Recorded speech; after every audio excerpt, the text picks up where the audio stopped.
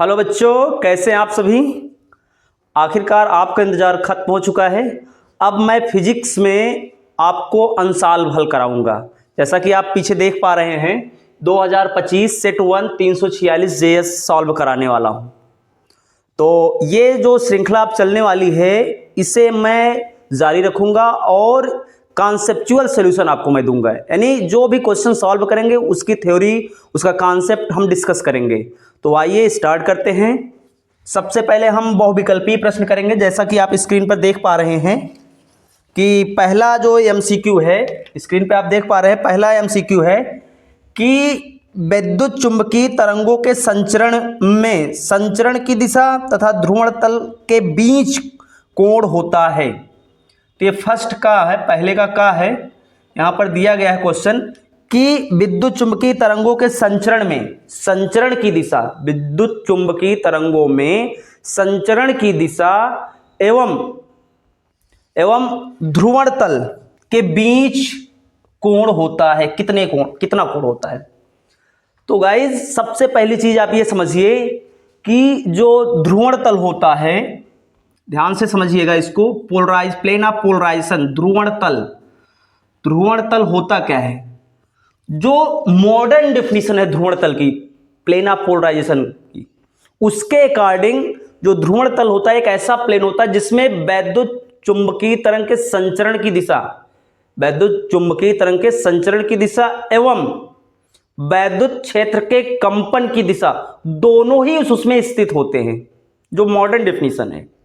But ये definition जो है पहले प्लेन ऑफ वाइब्रेशन के लिए थी, अब भी है, लेकिन मॉडर्न डेफिनेशन में ऐसा बताया गया कि जो पोलराइजेशन प्लेन होता है उसमें जो होता है, पोलराइजेशन प्लेन जो होता है उसमें वैद्युत चुंबकीय तरंग के संचरण की दिशा एवं वैद्युत क्षेत्र के कंपन की दिशा दोनों ही स्थित होती है। तो ध्रुवण तल क्या होता है, यानी ऐसा एक प्लेन जिसमें वैद्युत चुंबकीय तरंग यानी EMW, इलेक्ट्रोमैग्नेटिक वेव, वैद्युत चुंबकीय तरंग के संचरण की दिशा, ठीक है। सेकंड वैद्युत क्षेत्र के कंपन की दिशा दोनों ही इस प्लेन में स्थित होते हैं,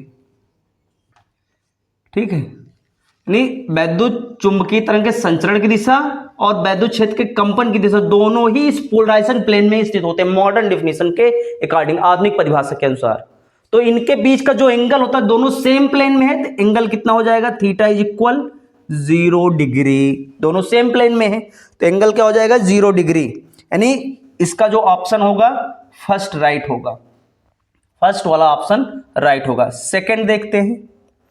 सेकंड यानी फर्स्ट का हो गया, खा देखते हैं। आप देख पा रहे हैं स्क्रीन पर कि जब M1 तथा M2 द्रव्यमान के दो नाभिक परस्पर संलयित होकर यम द्रव्यमान का नाभिक बनाते हैं तो ऊर्जा का उत्सर्जन होता है इस प्रक्रिया में। यानी M1 और M1 तथा M2, ध्यान से देखिएगा, M1 तथा M2 द्रव्यमान के दो नाभिक परस्पर संलयित होकर, यानी नाभिकीय संलयन, न्यूक्लियर फिशन है ये रिएक्शन। तो एक संलयित होकर यम द्रव्यमान का नाभिक बनाते हैं, ये यम द्रव्यमान का नाभिक बनाते हैं, न्यूक्लियस बनाते हैं। तो क्वेश्चन में कह रहा है इसमें, तो ऊर्जा का उत्सर्जन होता है इस प्रक्रिया में, ऊर्जा का उत्सर्जन होता है इस प्रक्रिया में। 4 ऑप्शन दिए गए हैं, आप देख पा रहे हैं। तो इसमें पूछ रहा है M1 और M2। सबसे पहली चीज आप ये समझिए नाभिकीय संलयन होता क्या है। जब दो हल्के नाभिक जुड़कर एक भारी नाभिक बनाते हैं, साथ ही साथ और जो ऊर्जा का उत्सर्जन होते हैं वो मास स्केल पर करते हैं, बड़े स्तर पर करते हैं, तो उसे बोलते हैं नाभिकीय संलयन। नाभिकीय संलयन क्या है, दो हल्के नाभिक मिलकर एक भारी नाभिक बनाएंगे और ऊर्जा का उत्सर्जन करेंगे, ठीक है। तो उसे बोलेंगे नाभिकीय संलयन। और ये ऊर्जा कहाँ से बनती है? तो नाभिकीय संलयन जब दो हल्के नाभिक जुड़ते हैं तो वहां पर क्या होता है? मास डिफेक्ट होता है, आप कह सकते हैं द्रव्यमान क्षति होती है। वो द्रव्यमान क्षति जो होता है वो ऊर्जा में कन्वर्ट हो जाता है।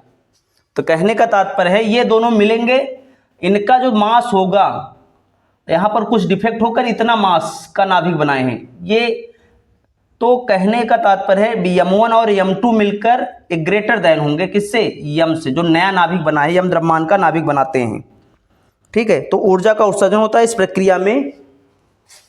यम1 प्लस यम2 ग्रेटर देन, दोनों का मास जो होगा ग्रेटर देन होगा किससे? इस वाले जो नया नाभिक बना है यम द्रव्यमान का, उससे ज्यादा इन दोनों का मास होगा।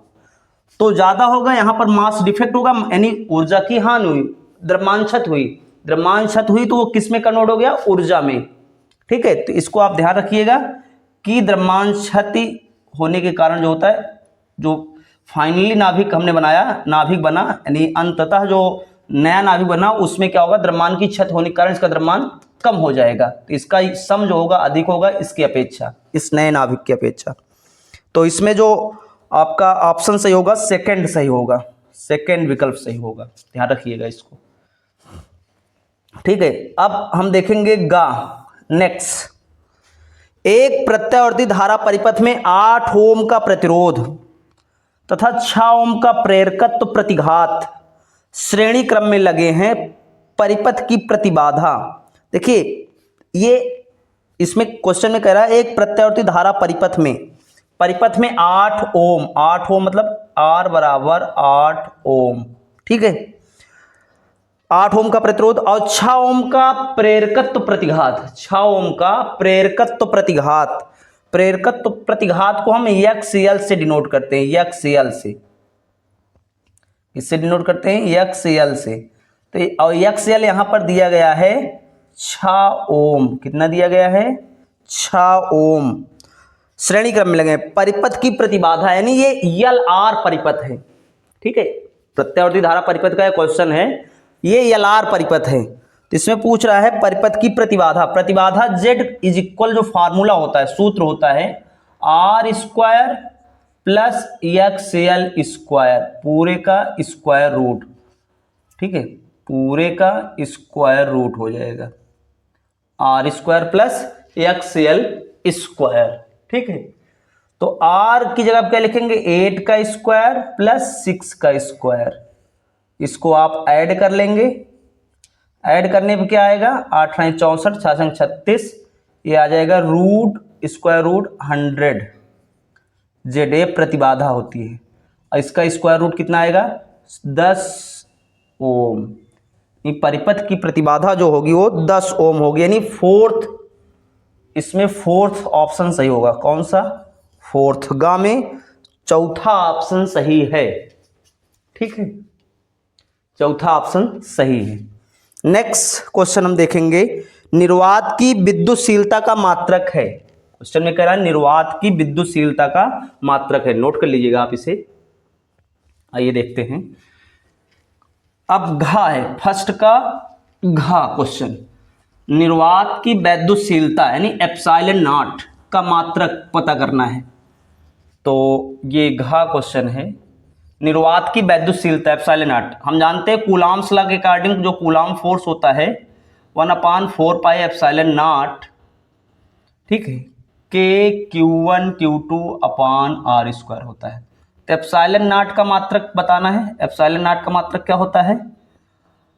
ठीक है, एप्सिलॉन नॉट का मात्रक क्या हो जाएगा? ध्यान से देखेंगे, एप्सिलॉन नॉट ये कांस्टेंट हो गया, ये भी कांस्टेंट है। ठीक है, K भी एक कांस्टेंट है। तो एप्सिलॉन नॉट इज इक्वल लिख सकते हैं F का मात्रक और into R square, epsilon not का मात्रक हो जाएगा, ये ऊपर जाएगा ये इधर आएगा, Q1 इंटू Q2 का मात्रक, ये राइट मात्रक अपान F का मात्रक, ठीक है, इंटू R स्क्वायर का मात्रक। ठीक, R स्क्वायर का मात्रक Q1 Q2 क्या है? आवेश। आवेश का मात्रक हम जानते हैं वैद्युत आवेश कूलाम होता है, तो क्या हो जाएगा? Coulomb into coulomb. F Newton होता है।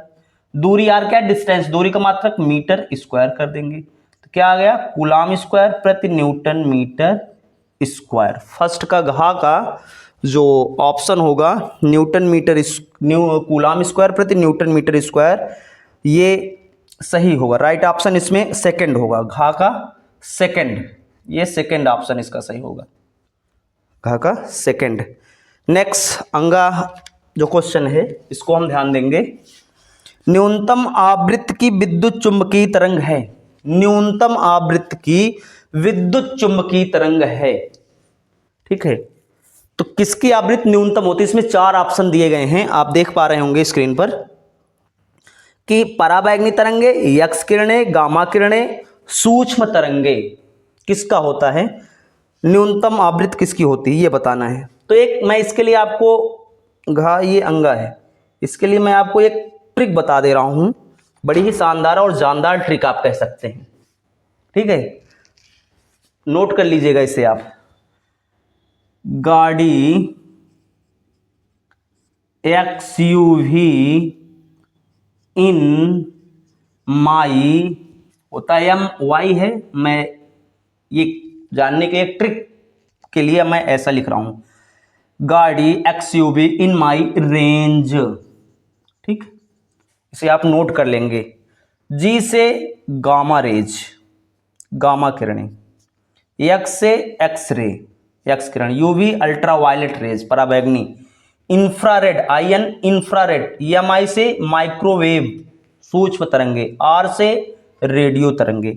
ये जो है ये लैम्डा तरंग दैर्घ्य का बढ़ता हुआ क्रम है, तरंग दैर्घ्य का बढ़ता हुआ क्रम है, मतलब लैम्डा जो है बढ़ते क्रम में है, बढ़ते क्रम में, ठीक है, ध्यान रखेंगे आप इसे। लैम्डा जो है ये बढ़ते क्रम में है, लैम्डा जो है बढ़ते क्रम में, बट इसकी जो फ्रीक्वेंसी है F, जो फ्रीक्वेंसी है वो घटते क्रम में है, F जो है वो घटते क्रम में है। अब आप देख सकते हैं F जो है वो घटते क्रम में, ठीक है, F घटते क्रम में, इसे आप नोट कर लेंगे, ठीक है। गाड़ी XUV इन माई रेंज, G का मतलब गामा किरण, X का मतलब एक्स किरण, UV अल्ट्रावायलेट किरण यानी पराबैंगनी किरण, इन मतलब इंफ्रारेड अवरक्त किरणें, EMI का मतलब माइक्रोवेव सूक्ष्म तरंगे, R का मतलब रेडियो तरंगे। लैम्डा बढ़ते क्रम में और यह फ्रीक्वेंसी घटते क्रम में, यानी आवृत्ति घटते क्रम में है और तरंगदैर्घ्य बढ़ते क्रम में है। नोट कर लेंगे आप इसे। तो इसमें कह रहा है न्यूनतम आवृत्ति की विद्युत चुंबकीय तरंग है, तो रेडियो तरंगे सबसे कम आवृत्ति होती है, तो उससे पहले माइक्रोवेव यानी सूक्ष्म तरंगे, और सूक्ष्म तरंगे इसमें एक ऑप्शन है, फोर्थ वाला ऑप्शन है, आप देख पा रहे हैं। तो इसमें कौन सा सही होगा? चौथा ऑप्शन सही होगा, ठीक है, फोर्थ वाला ऑप्शन इसका राइट होगा। नोट कर लेंगे, ठीक है, नोट कर लीजिए इस ट्रिक को, बड़ी ही बेहतरीन ट्रिक है। नेक्स्ट क्वेश्चन हम देखेंगे।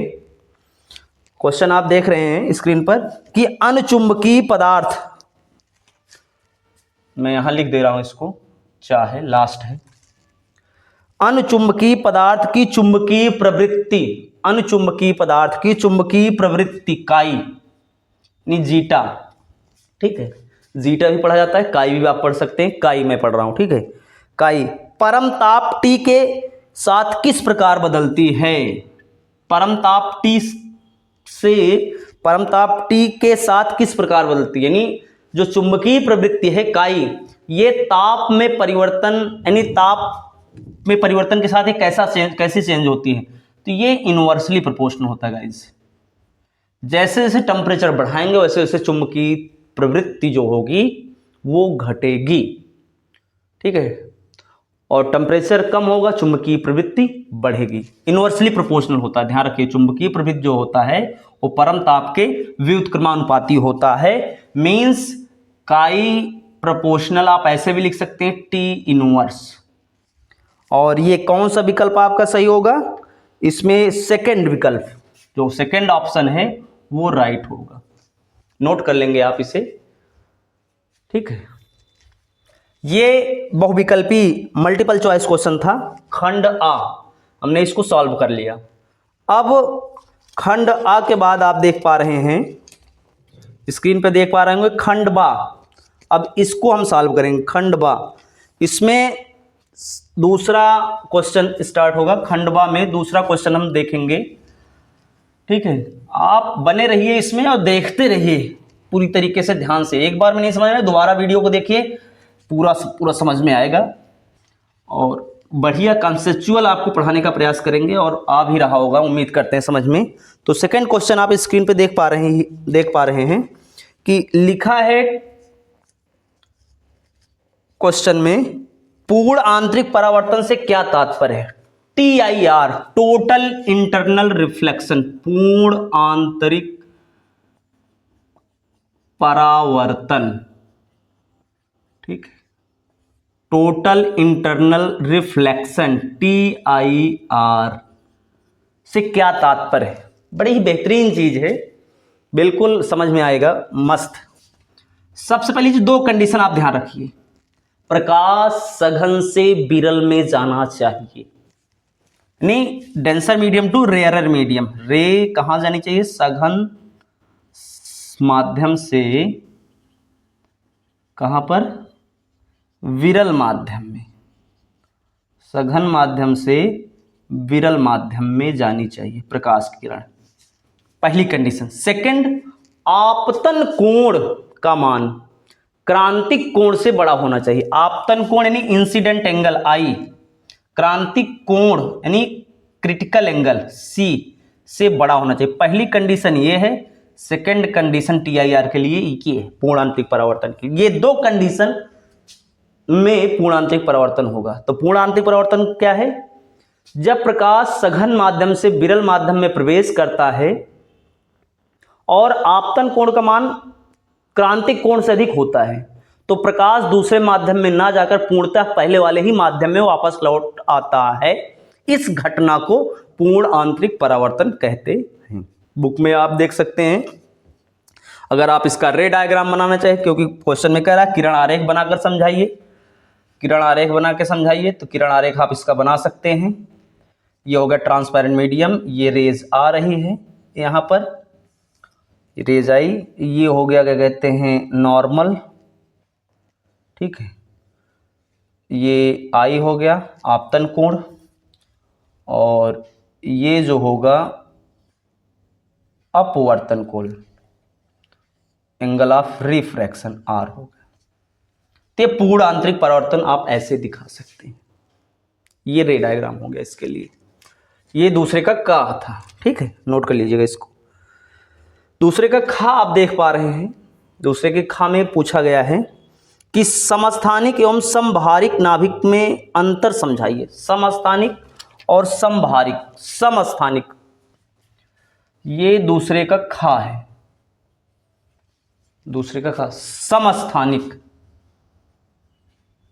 समस्थानिक, आइसोटोप्स, समस्थानिक, समस्थानिक नाम से स्पष्ट है, समस्थानिक समान स्थान वाले, यानी ऐसे आप कह सकते हैं ऐसे नाभिक। समस्थानिक नाभिक क्या होते हैं? ऐसे नाभिक जिनके परमाणु क्रमांक समान हो परंतु परमाणु भार अलग अलग हो। उनका परमाणु द्रव्यमान अलग अलग है बट उनका जो परमाणु क्रमांक है समान है, उन्हें बोलेंगे समस्थानिक नाभिक। एग्जाम्पल आप देख सकते हैं, ये है प्रोटियम 1H1, फिर 1S2 ड्यूटीरियम, 1S3 ट्राइटियम। तो ये समस्थानिक नाभिक है। सब में परमाणु क्रमांक आप ध्यान से देखें कि सबका परमाणु क्रमांक समान है और इसका जो परमाणु भार है, एटॉमिक मास है, सब डिफरेंट डिफरेंट है। तो ये समस्थानिक नाभिक है, ठीक है। अगला है समभारिक नाभिक। क्या कह रहा है इसमें? समभारिक नाभिक क्या होता है? समभारिक आइसोबार्स क्या होते? जस्ट अपोजिट, उसमें समस्थानिक में परमाणु क्रमांक समान था और समस्थानिक समभारिक में क्या होगा? इसमें परमाणु क्रमांक असमान होगा, बट परमाणु भार, परमाणु द्रव्यमान जो होगा वो समान होगा। एग्जाम्पल देख लेते हैं।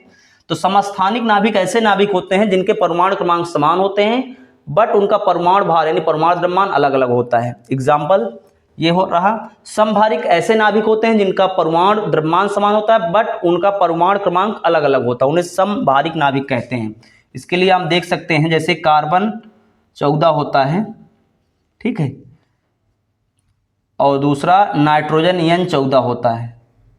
तो यहां पर आप देखिए इसका परमाणु क्रमांक अलग अलग है, कार्बन 6 है, नाइट्रोजन 7 है, बट इनका परमाणु जो भार है, परमाणु द्रव्यमान सेम है। तो ये समभारिक नाभिक है, नोट कर लीजिएगा।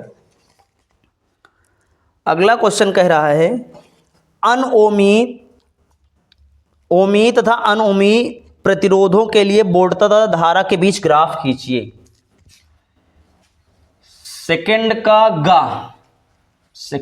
गा ओमी परिपथ और अनओमी परिपथ के लिए आपको ग्राफ खींचना है, ठीक है। अनओमी तथा ओमी अनओमी परिपथ के लिए वोल्टता और धारा के बीच ग्राफ खींचना है। तो दूसरे का गा, तो ओमी परिपथ क्या होता है, पहली चीज ये समझ लीजिए। ओमी परिपथ यानी ऐसे परिपथ, ऐसे सभी परिपथ जो ओम्स लॉ को फॉलो करते हैं, जो ओम के नियम का पालन करते हैं, उन्हें बोलते हैं ओमी परिपथ। और ओमी परिपथ के लिए जो ग्राफ होता है गाइस, वो बिल्कुल रैखिक ग्राफ होता है। आप ध्यान रखिए, आई को हम वाई एक्सिस पर और वोल्टा वी को एक्स एक्सिस पर डिनोट करेंगे, ठीक है। और ये ओमी परिपथ के लिए ग्राफ जो होता है बिल्कुल इस प्रकार से होता है, लीनियर होता है, रैखिक ग्राफ होता है, ठीक है, रैखिक। इसमें आप कंफ्यूज मत होइए कि आई यहां पर भी, यहां पर जो मैं बता रहा हूं एकदम बिल्कुल राइट, ठीक है, इसको आप ध्यान रखिएगा। और अनओमी परिपथ क्या होता है, जो ओम के नियम का पालन नहीं करते उन्हें अनओमी परिपथ कहते हैं। उसके लिए ग्राफ क्या होगा, ये इसके लिए रैखिक होता है, उसके लिए वक्रीय ग्राफ होता है। देखते हैं अनओमी परिपथ के लिए, अनओमी परिपथ के लिए ग्राफ, ठीक है। अनओमी परिपथ के लिए जो ग्राफ होता है, ठीक, अनओमी परिपथ के लिए ग्राफ कुछ इस प्रकार से होता है। आई को हम वाई एक्सिस पर और वोल्टा वी को एक्स एक्सिस पर दिखाएंगे। तो ये वक्रीय होता है, इस चीज को आप ध्यान रखेंगे। अनओमी परिपथ के लिए जो ग्राफ होता है वो वक्रीय होता है, ठीक। ये टार्च का बल्ब आप लिख सकते हैं, टार्च का बल्ब के लिए ग्राफ है। एक डायोड के लिए आप बना लीजिएगा, मैं यहां बना दे रहा हूं डायोड के लिए। डायोड आई ये करंट हो गया, वोल्टता भी हो गया। डायोड के लिए, ये डायोड के लिए होता है वक्रीय ग्राफ, नोट कर लेंगे। ग्राफ बना लीजिए, इंपॉर्टेंट है, बहुत बोर्ड के एग्जाम में कई बार क्वेश्चन पूछा जा चुका है, इसलिए आप इसको केयरफुली इसको आप पढ़िए, समझिए। वक्रीय होता है अनओमी परिपथ के लिए, और ओमी परिपथ के लिए रैखिक ग्राफ होता है, बना लीजिएगा, ठीक है। अब हमारा अगला क्वेश्चन है घा। एक चालक पर 2.4, दूसरे का घा, एक चालक पर 2.4 गुणे 10⁻⁻8 कूलाम धनात्मक आवेश है। कैसा आवेश है, धनात्मक आवेश है, इस चीज को ध्यान रखिए, धनात्मक, ठीक है। बताइए चालक पर कितने इलेक्ट्रॉन की कमी या अधिकता है। तो आवेश दूसरे का ये कौन सा क्वेश्चन है, ये है घा, स्क्रीन पे आप देख पा रहे हैं, दूसरे का घा। आवेश दिया गया Q बराबर 2.4 गुणे 10⁻⁻18 कूलाम, ठीक है, और पॉजिटिव दिया गया है, ठीक है। तो चालक पर कितने इलेक्ट्रॉन की कमी या अधिकता, इस, ठीक है, कितनी इलेक्ट्रॉन की कमी या अधिकता की बात कर रहे हैं। पॉजिटिव चार्ज है, इसका मतलब इलेक्ट्रॉन की कमी होगी, ठीक। और अगर अधिकता की बात करेगा, अधिकता कब होगी, जब इलेक्ट्रॉन, यहां पर चार्ज नेगेटिव होता तो इलेक्ट्रॉन की अधिकता। इस चीज़ को ध्यान रखिए, पॉजिटिव है तो इलेक्ट्रॉन की कमी की बात होगी, इलेक्ट्रॉन की कमी, इसको आप नोट कर लीजिएगा, इलेक्ट्रॉन की कमी। ठीक, Q बराबर क्वांटाइजेशन क्या होता है, क्वांटाइजेशन ऑफ चार्ज, Q बराबर Ne, प्लस माइनस Ne होता है, प्लस हमने प्लस होगा तो इलेक्ट्रॉन कमी, माइनस होगा इलेक्ट्रॉन की अधिकता। Q दिया गया कितना 2.4 10 की पावर -18, N कितना दिया गया है, नंबर ऑफ इलेक्ट्रॉन्स फाइंड करना है, फंडामेंटल चार्ज की वैल्यू होती है 1.6 10 की power -19 coulomb, N is equal क्या हो जाएगा 2.4 10 की पावर -18 अपॉन 1.6 10 की पावर -19। ठीक, ये पॉइंट से पॉइंट कैंसिल कर सकते हैं आप, 8 दूनी 16, 8 3 24, ठीक है, ये ऊपर जाएगा 1.5, ठीक, भाग दे देंगे 2 से, ठीक है, 3 में 1.5 हो जाएगा, ये इधर 10 घात -18, 10 घात -19, ये -18 प्लस 19 क्या हो जाएगा, ये हो जाएगा 10 की घात 1, मीन्स इसको मल्टीप्लिकेशन करेंगे, n बराबर 15 इलेक्ट्रॉन की कमी, deficiency of electron, number of deficiency of electron कितना आ गया, इलेक्ट्रॉन कमी 15 इलेक्ट्रॉन की कमी हो जाएगी। ठीक, ये था दूसरे का घा। अब अगला क्वेश्चन आप देखेंगे कि किसी प्रत्यावर्ती धारा परिपथ में एक वोल्टेज समीकरण दिया गया है, क्या दिया गया है, वोल्टेज समीकरण, ठीक है, ये है अंगा, दूसरे का अंगा, इसमें दिया गया है एक किसी प्रत्यावर्ती धारा परिपथ में एक वोल्टेज समीकरण V बराबर 40 sin 100 पाई t इतना दिया गया है, वोल्टेज समीकरण पाई टी वोल्ट द्वारा प्रदर्शित है, यहां t सेकंड में है, समय वोल्टता ग्राफ उचित पैमाने पर पूरे चक्र के लिए बनाइए, यानी एक उचित पैमाने के साथ में इसका पूरे कंप्लीट साइकिल, एक कंप्लीट साइकिल के लिए इसे आपको बनाना है, इसके लिए ग्राफ खींचना है। तो आइए देखते हैं, हम जानते हैं V इज इक्वल होता है V0 साइन ओमेगा t, ये होता है फार्मूला, ठीक है, कंपेयर करेंगे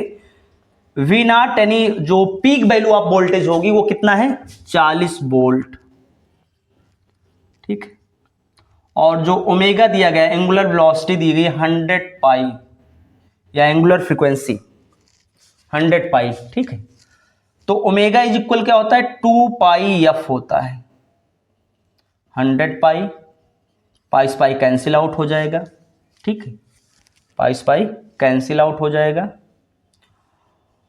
ठीक, यहां पर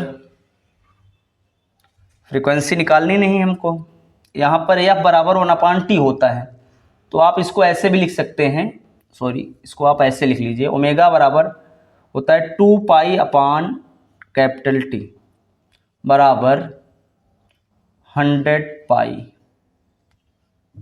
पाई से pi cancel, T is equal क्या हो जाएगा, टी इज इक्वल हो जाएगा, टी उधर ले जाएंगे 100 को इधर लाएंगे, 2/100 डिवाइड करेंगे 0.02 सेकेंड आ जाएगा, कितना आ जाएगा 0.02 सेकेंड, यानी एक कंप्लीट साइकिल के लिए जो टाइम पीरियड है, आवर्तकाल है 0.02 सेकेंड है, नहीं एक साइकिल।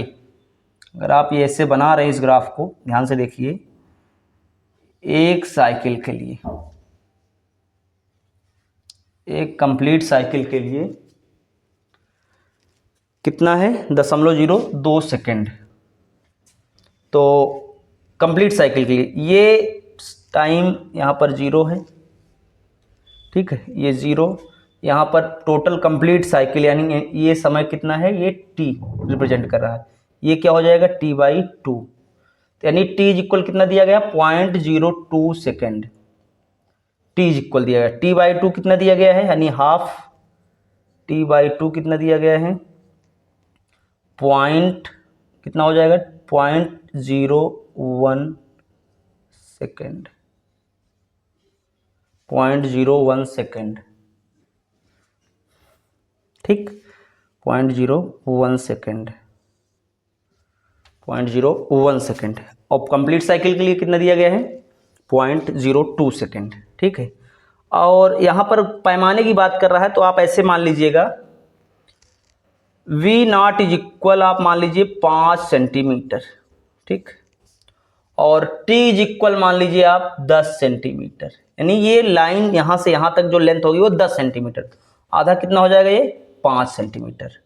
V नॉट कितना होगा 5 सेंटीमीटर, पॉजिटिव डायरेक्शन, ये पॉजिटिव डायरेक्शन में यहाँ पर आप डॉटेड लाइन से इसको ऐसे दिखा देंगे तो ये V not is equal 5 volt, V not is equal, ये 5 सेंटीमीटर पर लिखेंगे, V नॉट इज इक्वल कितना दिया गया, V नॉट है 40 वोल्ट। कुछ आप इसको लेंथ से बनाएंगे, जैसे 5 सेंटीमीटर ऊपर, ये ऊपर ग्राफ उठा और 5 सेंटीमीटर नीचे डाउन भी हुआ, यहाँ से अगर आप इसको ऐसे डॉटेड लाइन से खींचेंगे तो ये V नॉट इज इक्वल यहाँ पर -40 वोल्ट, सॉरी ये वोल्ट होगा, 40 वोल्ट।